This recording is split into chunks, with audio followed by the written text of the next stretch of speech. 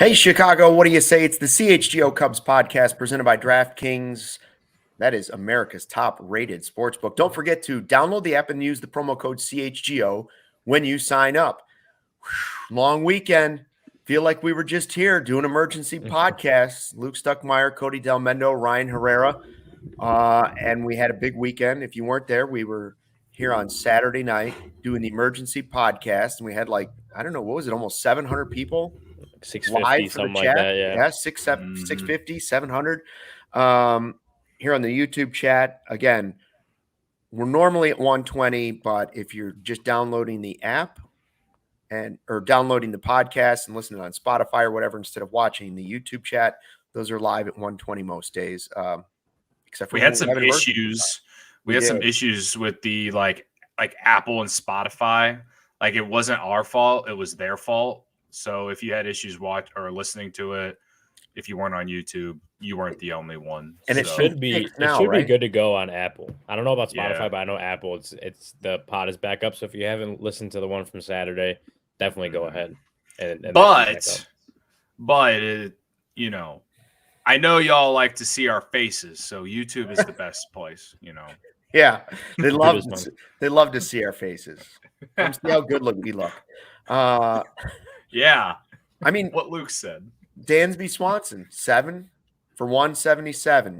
Has it set in yet now that it looks like the Cubs finally have locked down the middle of the infield? At least for one season, they've locked down center field, and a temporary solution there. But the middle of the infield looks like that's going to be set for a while. And if they can get an extension done with Nico, they could get it set for a long period of time. And defensively, we know that it will be elite. We hope that offensively it will be elite too. Yeah, I mean, I'm still on the high right now. Like, I'm just excited. The Cubs made a big move that signals that they're going to try and be in it. John Morosi said it best on MLB Network this morning when I turned my TV on, and he basically said the same thing, man. Like, I get like a little bit of pessimism on in terms of his offense, but again, and everyone comparing it to Hayward, I tweeted the other night that Hayward was a signing of that was in theory at the time something to put that team over the top and go to the World Series, in which they did actually do. People forget that. But Dansby Swanson, I don't want to say that it's like John Lester, because John Lester was a much more impactful signing when you look back at it in hindsight. I don't know if Dansby Swanson is going to end up being that type of signing for the Cubs, but that's about as similar as I can get, because they got Lester a year before they won the World Series, and they were coming off a year where they didn't make the playoffs, and they were, trying to get that impact player that would then, in terms, probably help lure other free agents in the future, on top of just making the team better. And that is what John Lester did do in that, that first year that he was with the Cubs in 2015. So I guess that's the best way to look at it.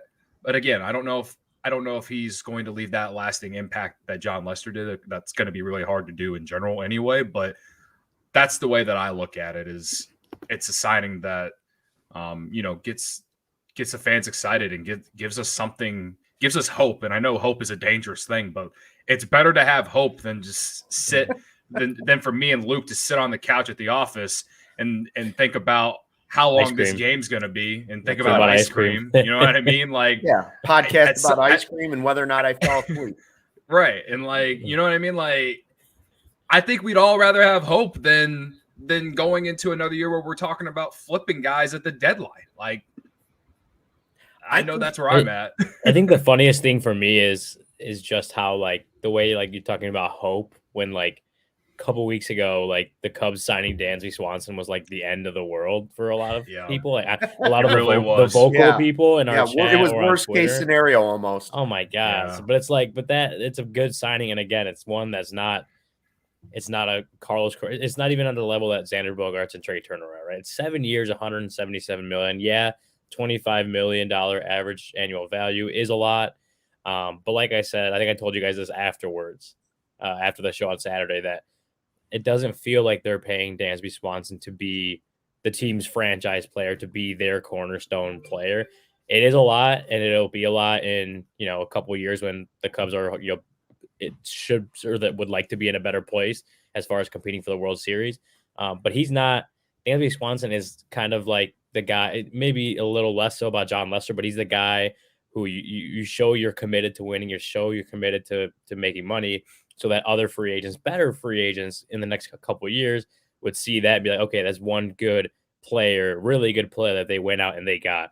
And now, now it convinces them a little more that the Cubs are committed to actually building this thing the right way.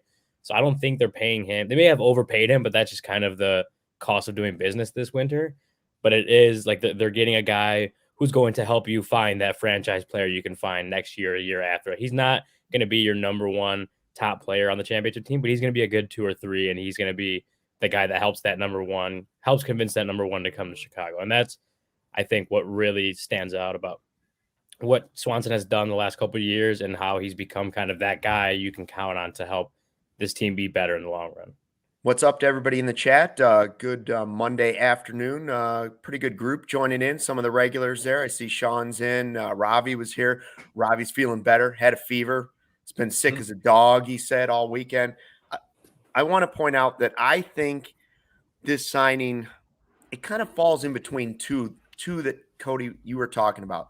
One is Lester. I don't think it is necessarily the Lester signing, right? Like he's not as proven as John Lester was coming to the Cubs. Like when Lester was coming, you knew you were getting an ace of the staff. Like, there's more question marks about Dansby Swanson than there were about John Lester at the time. However, it's also not Jason Hayward, which a lot of people wanted to compare it to. You look at the Hayward deal, and it was 8 years. What was he, 186 or something like that? Like 184. 184. So it was more money, it was more years, and it was earlier in time. So like that deal now would probably be another year or two onto that, and it would be more money than that. Like if Hayward were a free agent, if that was happening now in time and you time warped it, he'd probably be getting at least a $200 million deal. Oh, he'd be getting, well, you think about, he was probably the top position player on the market in 20. He was way more. I mean, there were obviously a lot of really good position players on the market, but if you're telling me he's not going to be well over $200 million in a contract now, it's only 7 years later, 6 years later ish from when he signed it. Like, you're telling me right now he's not going to be well over $200 million coming off the season he had just had in St. Louis, like and entering his prime, like he's 100% getting a lot of money. Like the deal he got then is not going to be the same deal that he would get now. Agreed. I mean, I don't think there's any way it wouldn't be above 200 million, right? It'd be closer to what Turner and Correa were getting, like a guy that was that young coming into what people thought was his prime. So. And something that I feel like we probably haven't mentioned, I don't even know if we mentioned on the emergency podcast because I was so blacked out from being happy. But like the fact that the Cubs got Swanson for under 200 million and for less years, like based off how the market was going, like I think, that was one of the reasons I was angry because I thought we were going to have to pay him over $200 million in like, 8 or 9 years. I still got him for 7 for 177. I mean, it's a $23 million difference. Fine. But like, I think it looks better knowing that now. And, as much as I criticize Jed, like the last couple of weeks, I'll give him a lot of credit for this. And maybe his market wasn't nearly as, popular as, the other three. But again, like I wouldn't have been surprised if he would have gone over 200 million based off how the market was going, man. So I feel like give him credit. Mixed reaction, right? Like I think in general, most Cubs fans are very excited that they have a very good shortstop, right? And the money thing is a whole other situation. The offense, he's coming off his best offensive season. We've heard things about like what did I say on Saturday? What is it? Stats cast or whatever. Like he would have hit 33 home runs at Wrigley. Then I hear the people that tell me, well, he's terrible against sliders. He can't hit a slider and he's going to strike out a ton. And you're gonna hate the signing in a couple years. And Atlanta couldn't let him get away fast enough. Okay, everybody slow down. So now I've opened up Pandora's box, and Niren and I are now sending DMs. Okay, Niren from the chat. has been sending us graphics. He's already asking you. He's already asking you. Yeah, he's in the chat right now. Yeah, Niren, this isn't beer money. I don't do answering questions. So Niren built us the Google spreadsheet that would let us be fake GMs, right? And we use that. Now Niren says, "Look, I got all these splits. I love splits. I'm the splits doctor." He's calling. What did he just sent me one here? What do you call himself? I love splits with decent samples. # splits doctor. Okay, so he's talking about the fact that Dansby Swanson is good against right-handed pitchers that throw 95 or higher. Correct me if I'm wrong in the chat on this, Niren. He loves that the splits show that he's elite against right-handed pitchers that throw more than 95. And the trend in baseball is pitchers that throw more than 95. Most pitchers are right-handed. Most relievers that come in after the fifth inning are right-handed pitchers who throw heat. So he's saying late in the game and against right-handed starters that throw gas, look for Dansby Swanson to be really good. In fact, potentially even elite. I believe that's what Niren's trying. Here he went. You could see it on the YouTube chat showing that it was he was basically putting in splits, right? And trying to find out what he was like.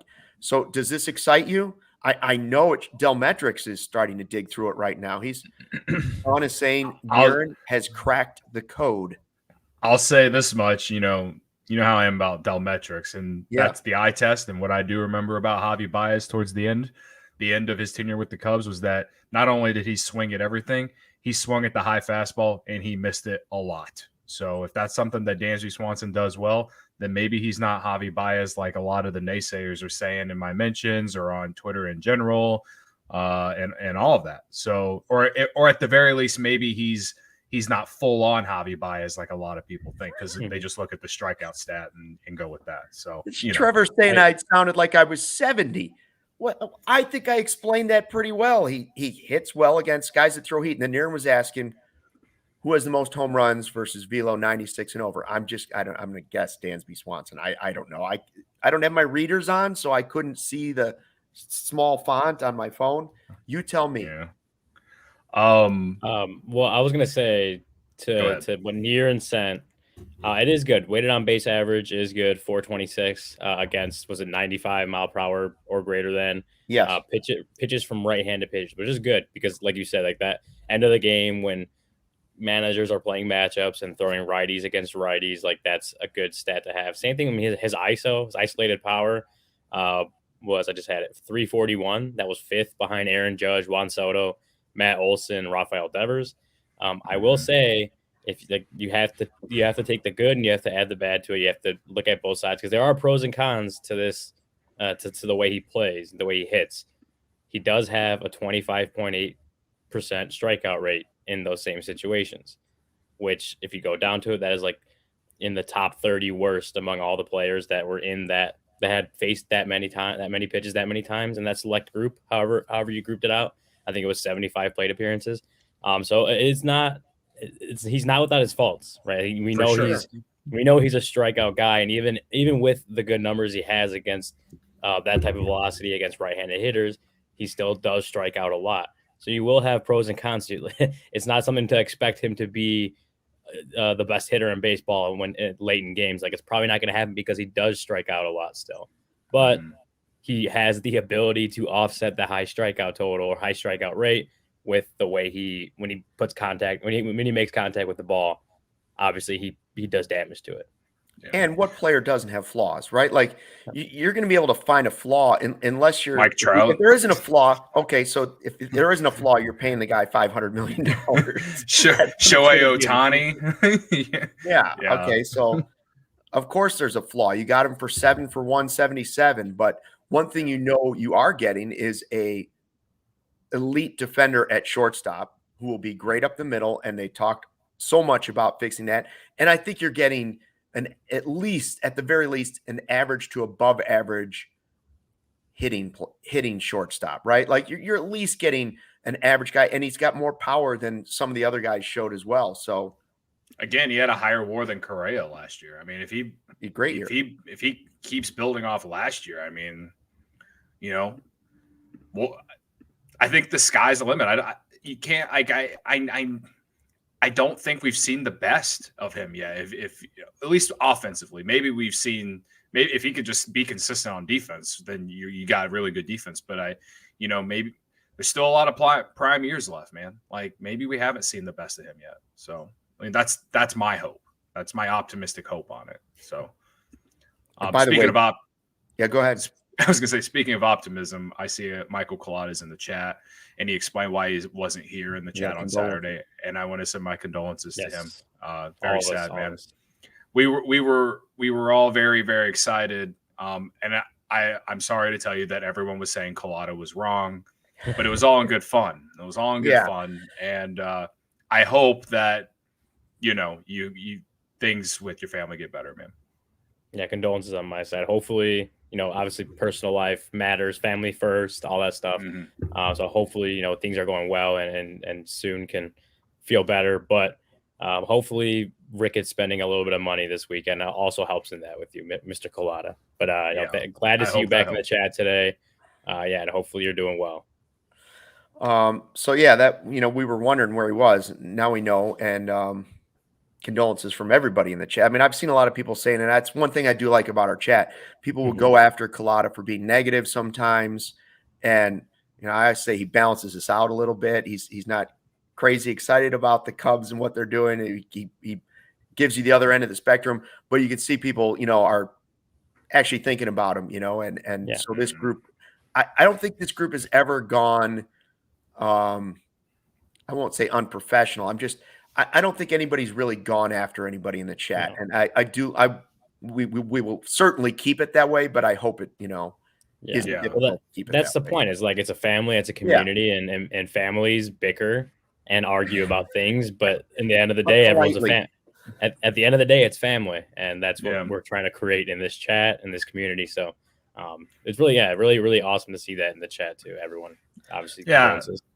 Let me bicker for a second. Ronald, dude, the Cubs just spent some money, man. Like have a little hope here.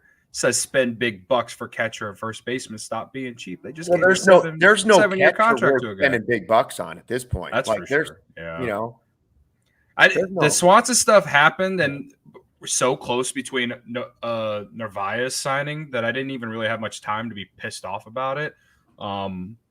But yeah, guys are coming off the board, and I'm getting. If there's anything that I'm nervous or a little pessimistic about right now, it's what the Cubs planning to do at catcher. Like, I know Cerami tweeted yesterday that his source told him that Tucker Barnhart is a guy, and like, fine. Like, I at this point, I don't really care as long as the guys can play defense well. Like, because that's clearly what they're doing. I know a lot of people in the chat went Jansen from Toronto. Like, I get it. Like, I really don't care at this point. Like, you just gotta get someone. Like until the move happens, like, I'm a little nervous about it. Yeah, I mean, here's one thing you mentioned, Barnhart. One of the things that I was looking at just on the defensive side, like I don't, you can't really still measure like the kind of the soft factors, and I'm not sure how well he works with pitching stats, how well he calls games, stuff like that. Like, that's not really stuff you can find on StatCast. But of things that did concern me a little bit is when you think about the bases getting bigger and obviously shortening the distance between first and second and third, which doesn't seem like a lot, but in the grand scheme of things, like it's like you always tell when guys are sliding into second, it really is by inches. So so losing those inches as that little precious time as a catcher is important. I looked on Tucker Barnhart's StatCast page. And at the bottom, they have his pop time to second base was 1.99, which was 42nd in MLB. His pop time to third, 1.62, 51st in MLB. So he's not great pop times. It's the framing, right? Second, down to his framing. I mean, even Fangraphs framing measure this past season had him at negative actually in the framing department. Well, I thought Brendan was all excited. He was sending messages in our Slack channel. He did have and all kinds of garbage about. He had a few good years. Like the 3 previous seasons were positive, and as framing goes, and obviously he had was also positive in like defensive runs saved, all that kind of stuff. This past year wasn't a good year numbers wise defensively for him, and that pop time that's one again that concerns me a little bit because you need with the bigger bases, shorter paths between first and second and third, you need catchers who can control the run game. That becomes more important. And if you don't have the pop time to control that, that's a concern. That's a concern with a guy like Tucker Barnhart, who doesn't really offset it with his bat very much. How old is he? He is, let me get to the top of his page. He is 31 going on 32 in January. So, and he had offensively, he was down, but his career slash is 245, 320, 360. So, I mean, you can live with that, right? Mm-hmm. Yeah, I mean, these days you can live with that. 5 years ago, you couldn't live with it, but now you can. Yeah. Well, based off Ryan telling me the I guess the advanced stats that apparently matter to people, it does worry me a little bit then, because then it doesn't really make too much sense. Like that's why Christian Vasquez made so much sense. And he chose the Twins, and that's fine. Like it wasn't necessarily the Cubs' fault, but I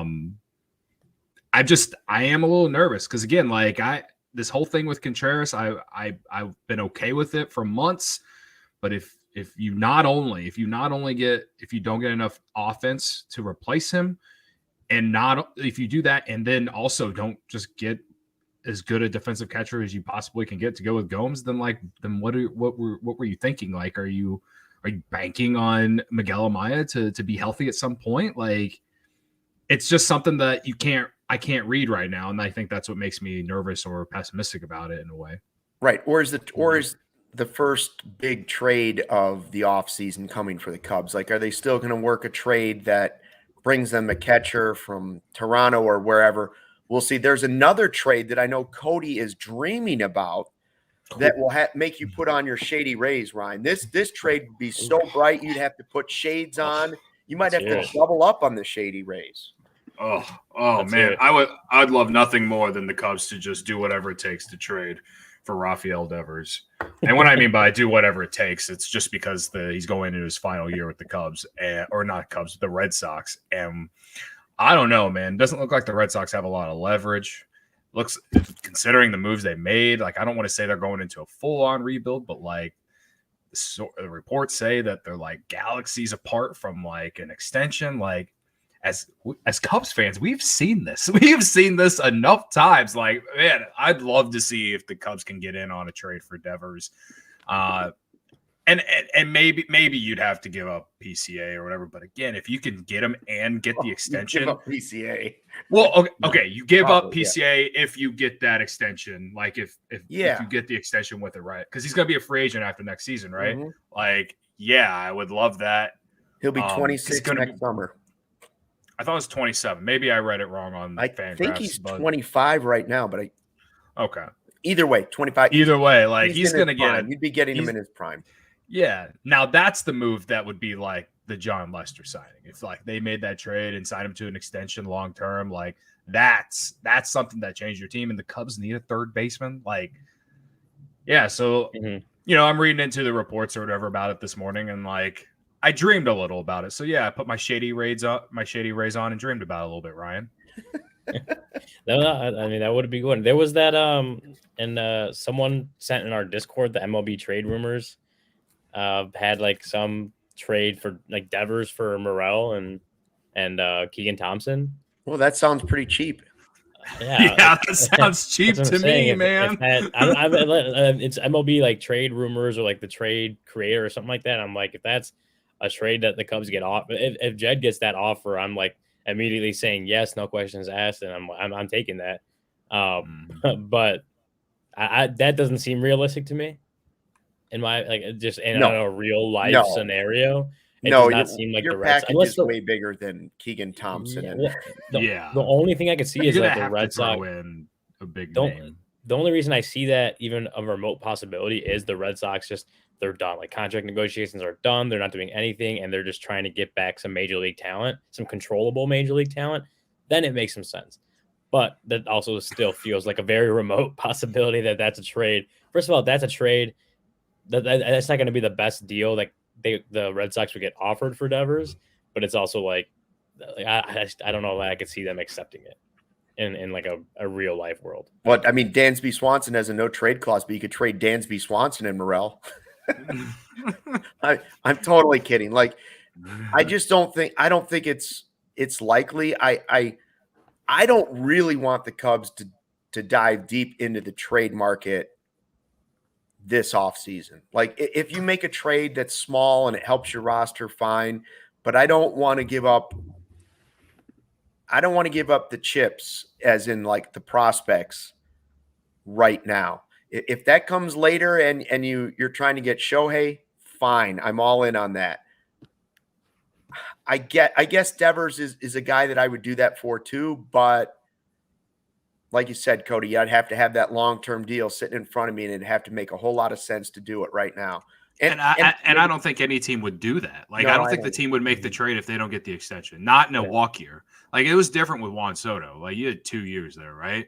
But it's like, that, or it's someone that's like they're going all in, desperate. Yeah, going all in. Like, need that one last piece. Like, you know, their oldest Chapman. Yeah, and that's just not the Cubs. But yeah, if you want to talk about just as far as building the team and if there's any team, like you could argue the Red Sox have had the worst offseason of any team in baseball. I mean, not being able to get Bogarts back. They've lost other guys. They've been they've been interest kings. They've been like all kinds of interested in other guys, and they haven't really gotten anyone except for Turner, and they got the guy from Japan.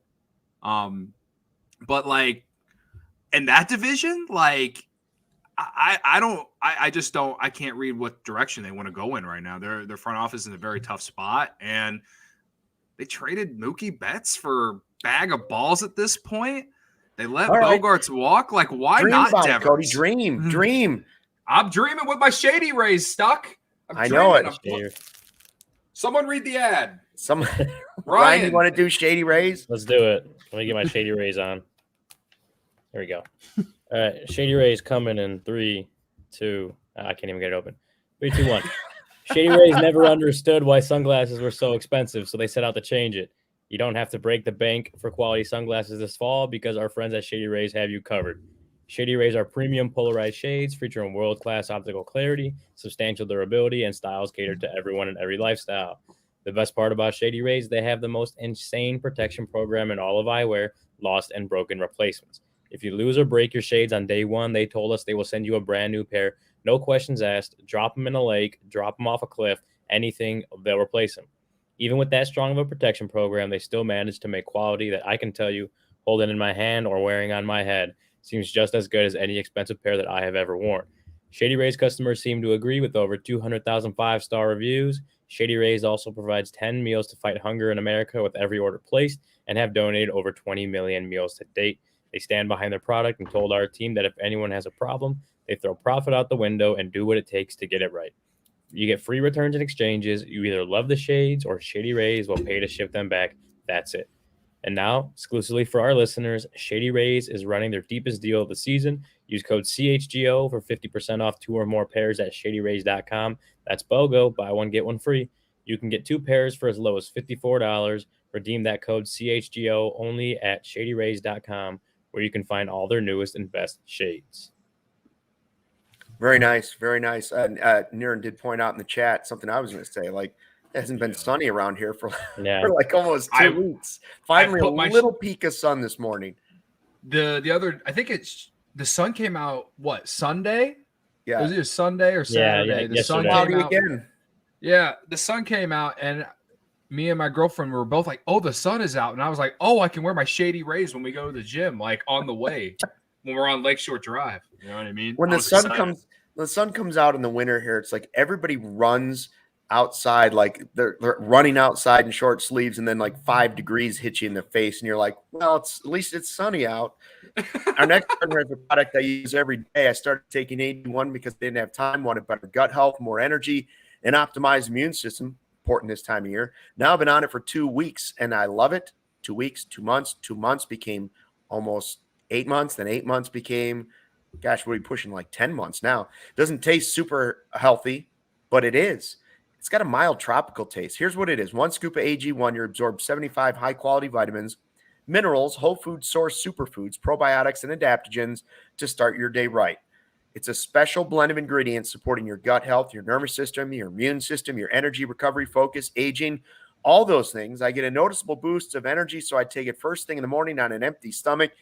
And it is also keto-friendly, paleo-friendly, vegan, gluten-free, dairy-free. You're all good with AG1. It's an all-in-one nutritional insurance for less than $3 a day, recommended by professional athletes, and it has more than 7,000 five-star reviews. So right now, reclaim your health, arm your immune system. Convenient daily nutrition, just one scoop and a cup of water every day. That's it. No need for a million different pills and supplements to look out for your health. And to make it easy, Athletic Greens is giving you a free 1-year supply of immune-supporting vitamin D and 5 free travel packs with your first purchase. All you have to do is visit athleticgreens.com/CHGO Cubs. Again, athleticgreens.com/CHGO Cubs to take ownership over your health and pick up the ultimate daily nutritional insurance. Athletic Greens, a great thing to have. Yeah, AG1 will get you through the winter. That's important. Did you guys see that the Phillies are giving Sam Fuld an extension? Former Cubs outfielder, GM of the Phillies, works with Dave Dombrowski and trying to build a superpower there that went to the World Series. Got me thinking, who's next? Which former Cub will be the next GM? And 2 names came to mind. Who do you think's more likely, Ian Happ or Kyle Hendricks for a future GM?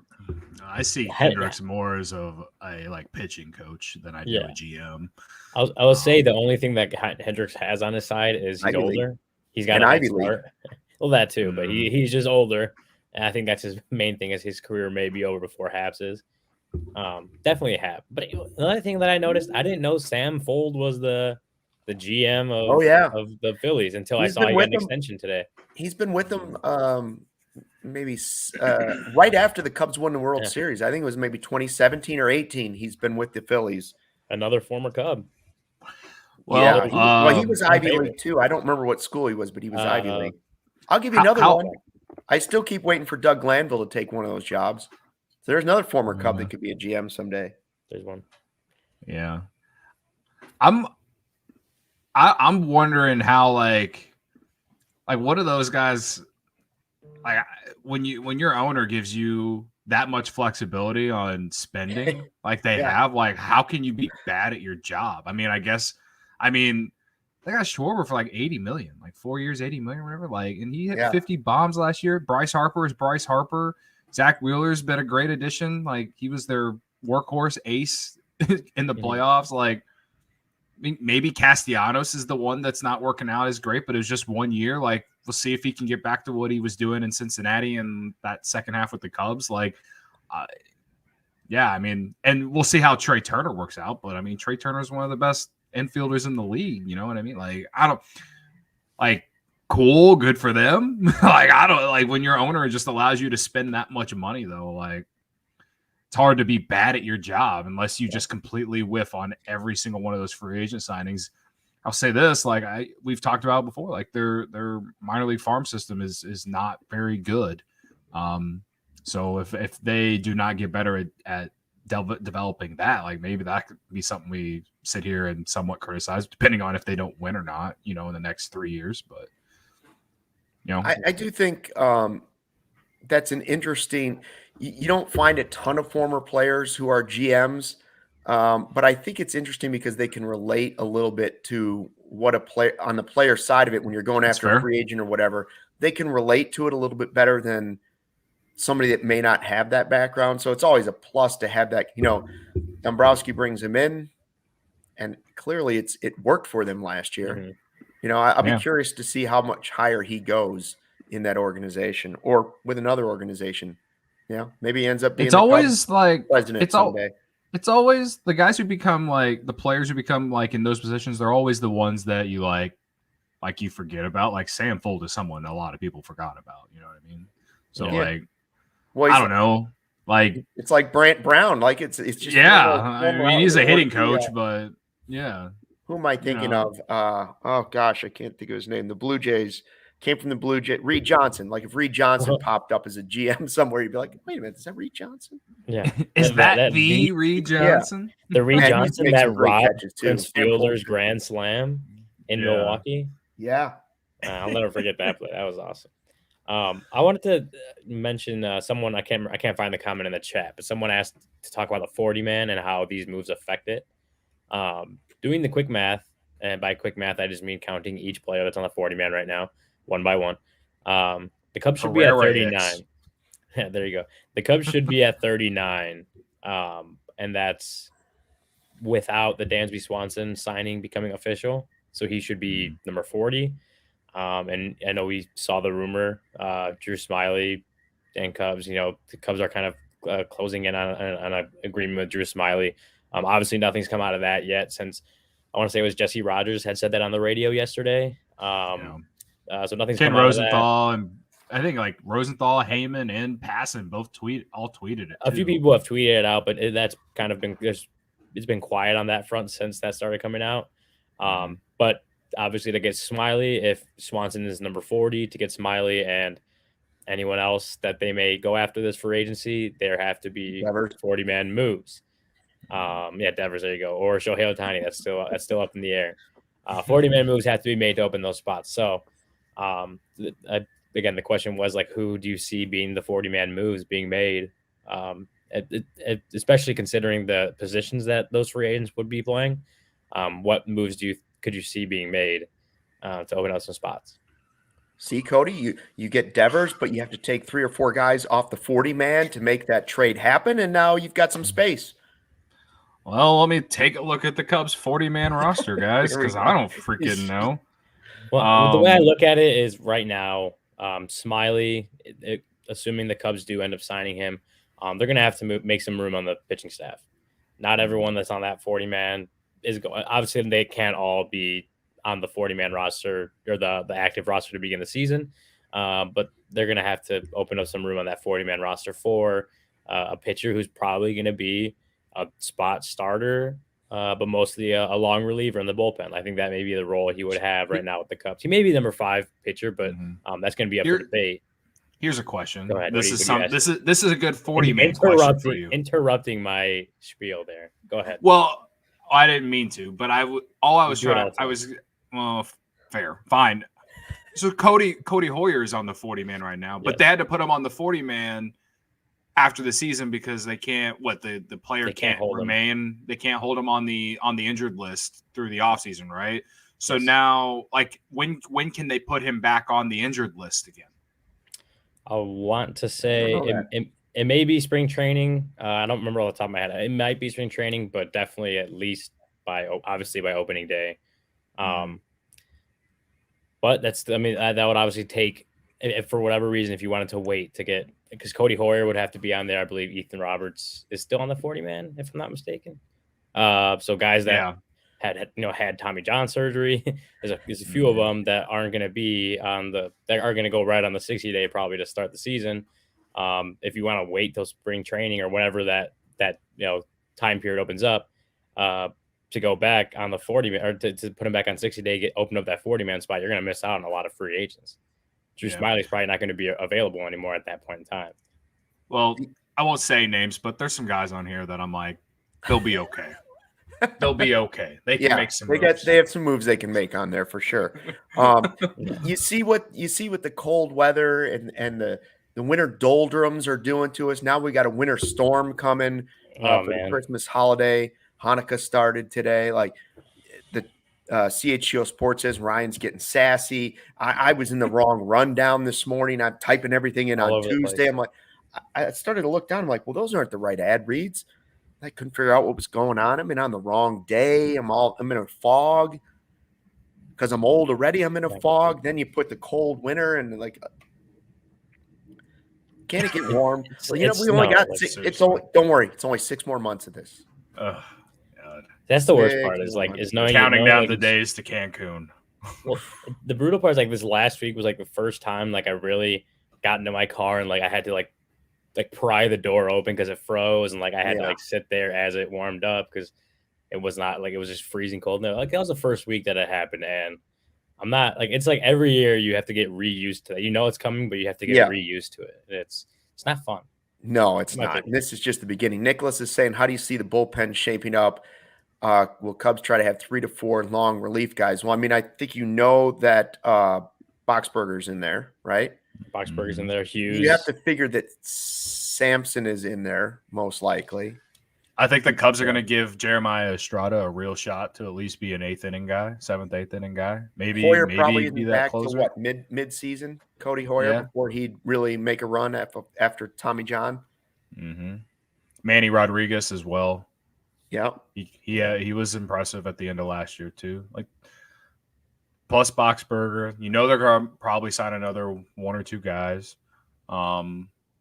Joey with the ass man question mark. ass man and Alzolay, and they got like Keegan Thompson. We don't know. They got like 3 or 4 like multi-inning weapon guys that we've talked about. Like at this point, as we sit here right now, it's like Assad, Thompson, maybe Wisniewski, even though Alzolay. Sampson, I think Wisniewski is in and Alzolay, Wisniewski might be the one guy out of that group where you maybe he might get that be in the opening day rotation, but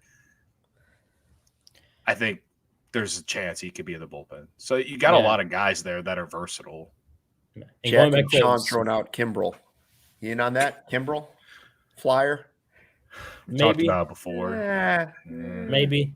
I don't know. I just look at it as like they mentioned. I think it will be 3 or 4 long guys, long relief guys who can obviously jump in the starting rotation when a guy needs a breather or gets hurt or whatever, because that's going to happen. But if you can keep, and it's going to be the older guys too. It's going to be Keegan Thompson. He's not going back down. Alzolay is going to be in there. Drew Smyly, if he resigns, he's going to be there. Samson probably will too. But then you're going to have some of those other guys who could be in that role. You probably just keep them in AAA. They could be in the AAA rotation, pitching every 5 days. You have your Assad, like Hayden Wisniewski. I get a feeling like he may end up starting the season in AAA if he doesn't make the opening day rotation, just to kind of keep him on that regular starters track. That's a possibility. I'm not saying that that's going to happen, but it's definitely a possibility. More than I see that with anyone else that might be in that bullpen. But you're going to have a lot of good depth as far as guys who can spot start when you need it or join the rotation when you need it. I like the depth that this team has built. You feel pretty good about it, and obviously you'd like the Cubs to have like an ace pitcher. They don't really, but they have a lot of good, like at least number 3s, like 3, 4, 5, maybe even a couple 2s in there, and then down from there. You feel pretty good about it going into the season. How about Ken in the chat? Did you see Ken? He's producing the show now. He says, "Hey, we got the Tyone presser at 2:30, guys. Keep it tight today."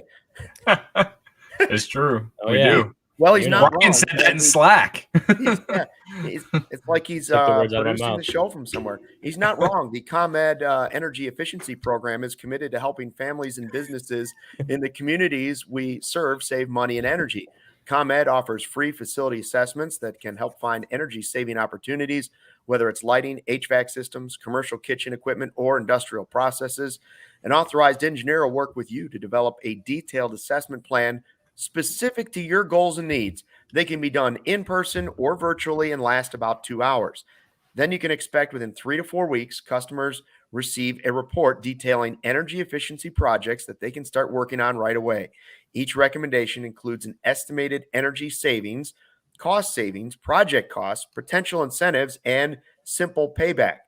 So don't wait. Get started saving money and energy today. For energy saving tips and to schedule your free facility assessment, go to comed.com/poweringbiz. If you're ready to sign up for your facility assessment, call them at 1-855-433-2700 during normal business hours to speak with a ComEd Energy Efficiency Program representative. You can also email businessee@comed.com or request an assessment online on their website, comed.com/facility assessment. Guys, do you know that I'm sweating UConn plus 12.5 right now? I do know that. Well, it's actually plus 18 because I'm doing a teaser. It's the UConn Marshall UConn plus 18 and the under 48. It's a teaser. I'm 2-0 on my last 2 teasers on DraftKings, my favorite app that I wake up and look at the lines every morning. This time of year, everyone's excited about the gifts, the holiday spirit. But what about all the basketball? I mean, you could have bet the over on the Bulls game last night and not even sweat it after they gave up 150 goddamn points. You could have done it on DraftKings. Like I said, When I throw down on the NBA action, it's got to be with DraftKings Sportsbook, an official sports betting partner of the NBA. New customers can bet just $5 pregame moneyline on any NBA team to win their game and get $150 in free bets if they do. Plus, everyone can combine multiple bets for a bigger payout with DraftKings. Same game parlays. I had one last night in Sunday Night Football. $5 that won me $40. God bless and good night. Let me tell you. Maryland sports fans, listen up. Cubs fans in Maryland, I hope. DraftKings Sportsbook is now live in your state, so you can bet on the Cubs in the spring if you want to, or you want to continue to bet on the NBA. Place your $5 on whoever's playing the Bulls next because they stink, guys. Download that app now. It's not bad advice. It's not bad advice. Download the app now and get in on the holiday hoops action. Sign up with code CHGO. Place a $5 pregame moneyline bet on any NBA team to win and get $150 in free bets if they do, only at DraftKings Sportsbook with code CHGO. Minimum age and eligibility restrictions apply. See show notes for details in the podcast or YouTube description. Again, $5 on whoever plays the Bulls next, and you're probably going to get $150 in free bets. I mean, holy shit, are they bad right now? I feel better about the Cubs than I do the Bulls' future. And I mean, they have two guys. They have potentially a couple guys that could be all-stars depending on the season. They have some good players, but it's just, wow. Yeah. Well, it's like I tweeted it out the other day, like maybe like Friday after they lost to the Knicks. Like, it's sad that the Bears are like the second least disappointing team in Chicago in 2022, and like they're 3-11 now. Because even like the Blackhawks are disappointing. They're trying to lose. What I'm saying is, disappointing. Like the Cubs, like the Cubs weren't disappointing per se because we knew they were gonna stink this year, but it was like disappointing with the position they'd been at the beginning of free agency. That was also obviously before they signed Dansby Swanson, so that was just where they were at. The White Sox had to be like the most disappointing team because of their, where they came in, but the Bulls were right there. Some of the other teams, the Fire wasn't very good. The Red Stars weren't very good, but they were like right in the middle. But then, it was like Bears are like this. I'm doing the math. I'm like, the Bears are like the fact that a 3-11 team isn't the most disappointing team in Chicago is like just like I get it when you put it into the context, fine. But when you just look at records on paper and you say, 3-11 isn't that bad for the Bears right now. That's just that's the state of Chicago sports right now. Really I was starting to worry that they were going to win the game, and then I saw Velus Jones was coming into the lineup. I was like, we got this. Yeah. Don't worry, Velus will take care of it. Drop the ball. No, it would have been really good if the guy that gave up the fumble, whatever, against the Vikings earlier in the season, the guy that got cut eventually, he had two bonehead plays. I don't even remember his name, but he had like two back-to-back bonehead plays in back-to-back weeks, and they finally cut him. But if he was still on the team and he got put in the game yesterday, he would have felt good about it. If they would have let Lovie Smith have his game, and if the rain hadn't happened against the 49ers and given them just a bag of good luck on the first game, they'd be the worst team in the league. They'd have the number one pick. But I'm glad they won the first game of the year. That was a game that we'll remember for years to come. Gave us the shirt. The slide. Yeah, gave us the shirt. Gave us the best CHGO shirt you can get. Or this hoodie that I'm wearing. At CHGOlocker.com if you haven't. And if you're a diehard, you get 20% off. Yeah, it's the camo one. Camo? Are you guys both wearing the same camo one? I think so. You have the camo one on? Yeah, you're both wearing it. Yeah. Winning. You got the winter hats and the camo hoodie. Hey, 24. Yeah, go ahead. I was just going to say before, I know we have 9 minutes. There were a lot of people like mentioning Killian in the comments. And we haven't really, he's actually become like kind of a forgotten guy. And I feel bad because I remember going to his major league debut and getting way overhyped about it. I think that he starts in AAA next season. That's basically where I'm at with it. And if he figures out the command down there, then I think he gets a shot to maybe they bring him out of the bullpen this time. And then, if he finds a way to stay up and impresses, maybe they try to transition him back to a starter. But yeah, I mean, I think that's where it's at. I don't think he's been a complete bust. I think there's a lot of upside, but they just have a lot of guys. Like they have a lot of arms. They have a lot of arms with upside, and so he just didn't perform well enough to make him a number one priority coming into this year or into next season. And that was something that was flipped last season where he was like, he's the number one pitching prospect, you know what I mean? And then we saw guys develop, and they made the trade for Wesneski, and like, I don't know, like that's just how I feel. I hope he performs, because like I don't want the Chris Bryant trade to look like a complete and utter disaster. Yeah, and that's what I always kind of come back to it. It's just like with prospects, like you really like them, and there have been the Cubs have some really good prospects that could be good major league players, but you really never know how they're going to translate. They could dominate AAA, but the biggest jump of all is going up to the majors. That's the biggest jump of it all, and you never really know how it's going to translate. And Caleb Killian actually had a pretty solid, first outing against the Cardinals in June, but after that, it was kind of the same, like the control issues. I think he got rocked by the Pirates, I want to say, in Pittsburgh. Like, it wasn't great. And then, he went back down, and he had the control issues that were never really part of his game as a pitcher, as a prospect. So, I mean, we could talk all about the prospects all we want, but I think the Cubs like spoiled fans by having like consecutive first round picks just like pan out, right? Chris Bryant, Kyle Schwarber, Contreras, like, all these guys were so good right off the bat. And even the last couple of years, like you should have seen it come in that like obviously prospects don't always work out because nothing developed at the Cubs from like 2018 on. But like just besides getting spoiled, it's like you got to realize that out of all these guys that the Cubs have that people are excited about, a fraction of that of those guys are actually going to work out and be productive major league players. And it's very minimal chance that like maybe 1, 2 even turn into like all-star players. Like it's not that easy for guys to live up to the hype. It doesn't happen a lot. No, but also don't give up on a guy because he came up and had control problems in a couple of starts too, because remember it didn't click for Rizzo right away either. That's how he ended up being traded from the Red Sox. I mean, Hap got sent down to AAA. We know the story. Hap and Schwarber both got sent down to AAA. So development's not linear. We know that's the phrase, right? Development's not linear. But what I'm saying is like you also have to become used to the fact that guys you're excited about may not pan out, and that's okay because other guys hopefully will. Like you can't just put all your eggs in a couple prospect baskets. Like you gotta start like when you're the Cubs and you're like what they're doing now is they're hoarding a lot of prospects, knowing that odds are a couple of them will work out.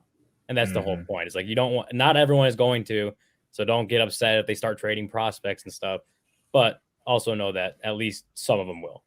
And keep in mind, just think how bad the farm system was, because all the guys you're talking about being the future of the team, almost all those guys have been added by having to trade guys away and make trades. Like very few of them are, hey, we drafted this guy. You're still hoping on some of those guys, but that's why they had to replenish the farm system.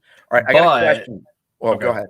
I was just going to say, but after the draft this past year, a handful of those guys got automatically put in the Cubs top 30. So that's a sign of, good things to come. And Cade Horton being that number one guy. So, all right, I got a question before we go. This is the anniversary of 2 free agent signings in Cubs history, 2 big ones. 2014, David Ross, 2 years, $5 million. And 21 years ago, Moises Alou, 3 years, $27 million. Which is the better signing in Cubs free agent history? Well, David Ross, 2 for $5, or Moises Alou, 3 for $27. Now we know that the end result shouldn't totally skew your one hit a home run in the World Series, right? Like, so I get that part. Moises Alou was part of being angry at Steve Bartman, but he also hit like 40 bombs. He was a good player. He was good. Oh, I also want to know what $9 million over 3 years would translate out 21 years later. Like what does that contract look like if Moises Alou signs it today? A lot of money. He was still pretty elite. Yeah, I would say like David Ross, as cheap as he was, like he made John Lester like that was as comfortable as John Lester could be on the mound with David Ross behind the plate. That's true. Right? So that's a good point. Coming along and being the remaining John Lester's personal catcher. I mean, I know Lester had like an up and down 2015, but like that Cy Young worthy caliber season that he had in 16, like that had a lot to do with being comfortable with David Ross behind the plate. And obviously, Wilson Contreras after that was John Lester worked well with him.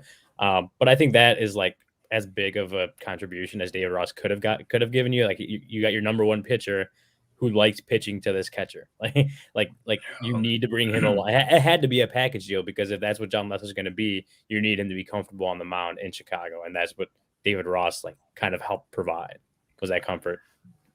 Yeah, I mean, I lean Rossi on this one. But put some respect on the moist hands. Oh, he was awesome. Man. The guy he was a better player. There's no question. He was far and away a better player. And if you can get a guy on that deal of that caliber in today's game, holy shit, man. You're stealing money. You know what I mean? Like, even the deal then wasn't crazy. Like, it was, No.